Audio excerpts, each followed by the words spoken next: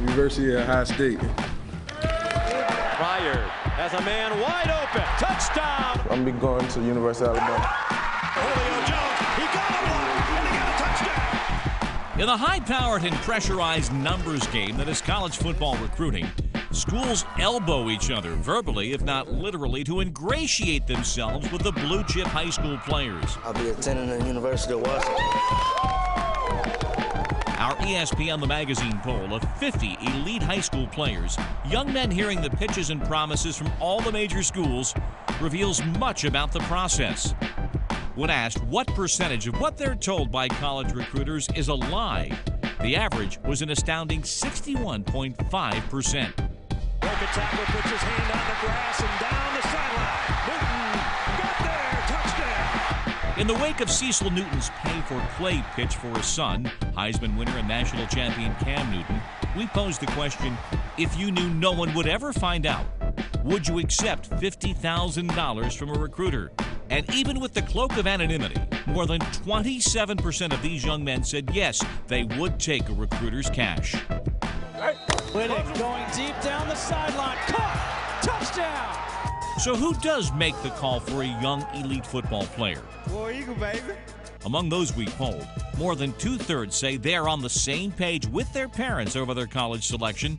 And when we asked for the single person most influential in that decision, 52% said their fathers, 38% said mom, and only 10% cited their high school coach. As for that high school experience, to the question, did anyone there in high school take performance enhancers? More than a quarter of those elite athletes said yes.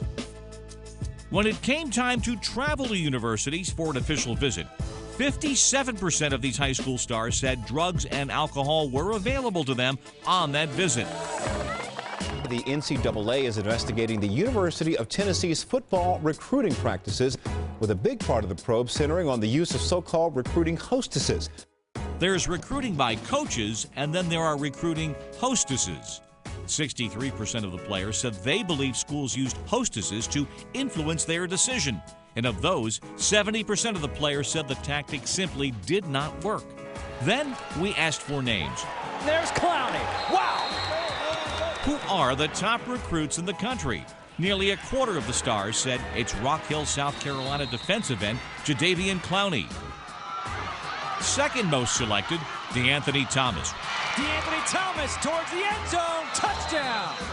Running back from Crenshaw in L.A., verbally committed to USC. And third, George Farmer, wide receiver from Gardena, California, also verbally committed to the Trojans. But for top recruits, talent assessments are a constant fact of life. These 50 blue-chip recruits told us that, on average, they check their scouting service online ratings between 2 and 3 times each week.